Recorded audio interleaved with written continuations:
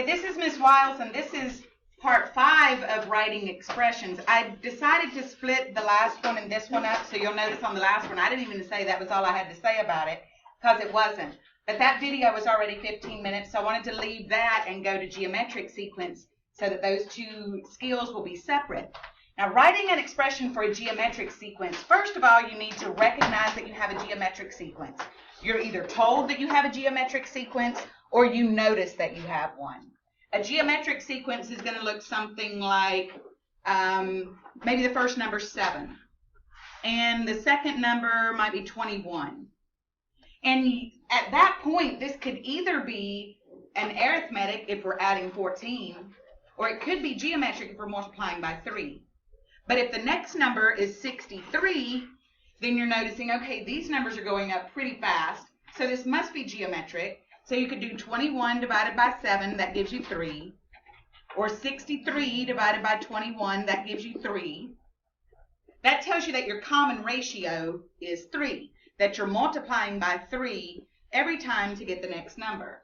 Now you have to understand that geometric is different than arithmetic. It's very different because we're multiplying by something.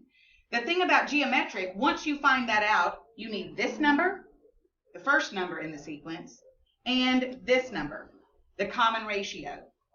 We're going to call this first number a sub 1. You should be familiar with that now because it means it's the first number in the sequence. And we're going to call this number R, and that R stands for common ratio. It stands for common ratio, and that number, we'll call it an R. The geometric sequence fits into a pattern, and some parts of it will never, ever change. The part of it that will never change, you'll have an a sub n, and that equals something. There'll be a blank here that we're going to fill in.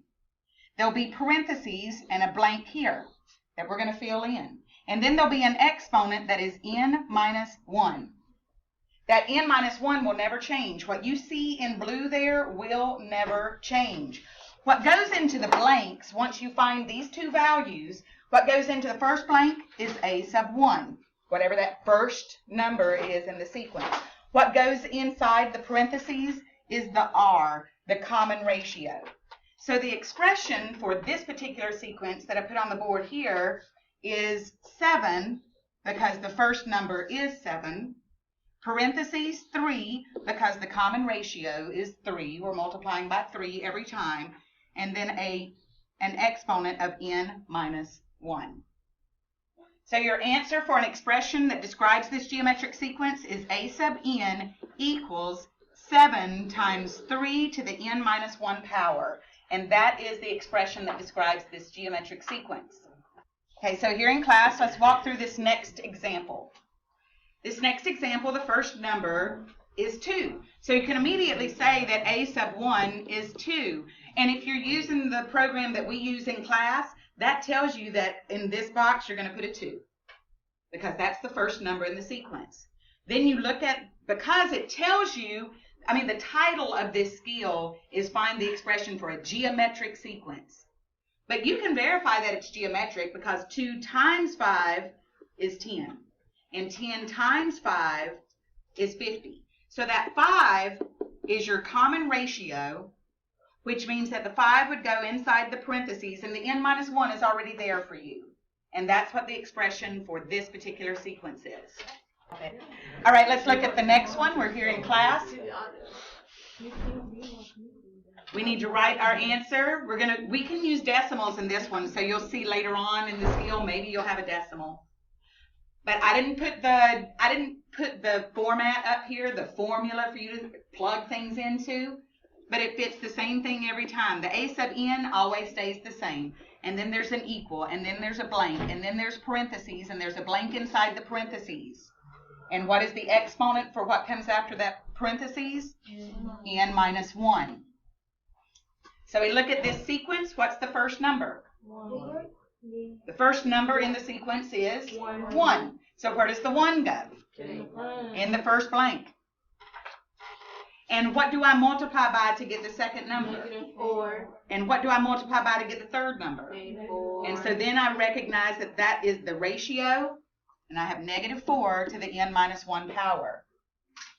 And you can check using the methods that we've used before, graph it in, or use the y equals in the calculator, use the second list in the calculator to figure all that out and make sure that it's graphing the way that you want it to, and or that you're getting the list that you want. You can check the table, but that's what it is. Let's do another one. You'll hear us have a little bit of time here. Won't take much time.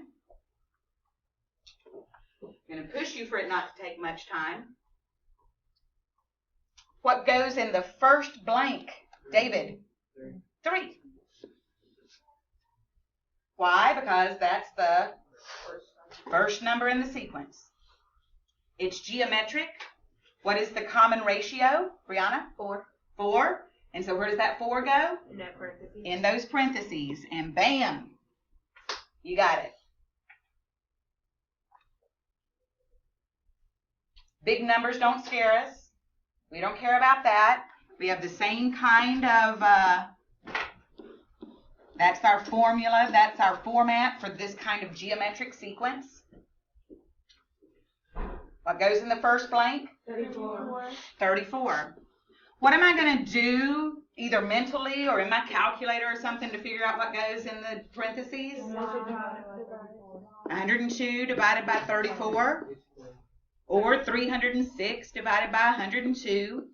Either one of those will give me 3. I know it feels good for it to be easy, huh? Yes. And then we have fractions. And then we say, but I hate fractions. But we don't hate fractions too much because we can use a calculator. We still have the same kind of... What goes in my first blank? 34. Negative 34. Without even doing anything, I know that. And if I can't mentally work with fractions because we have a hate-hate relationship, then in my calculator, I'm going to do negative 68 over 3 divided by negative 34. That's going to give me 2/3, and that tells me what my common ratio is, and that will go inside those parentheses.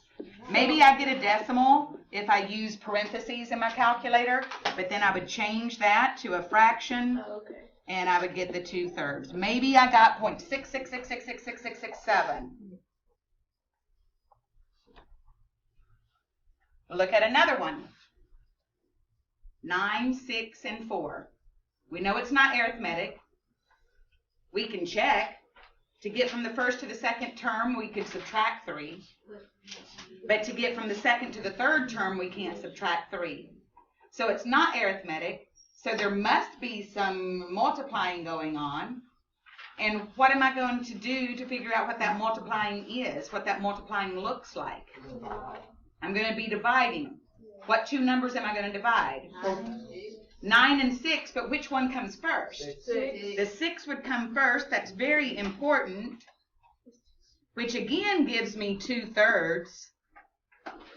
And so my expression looks like, what comes first? 9. The 9.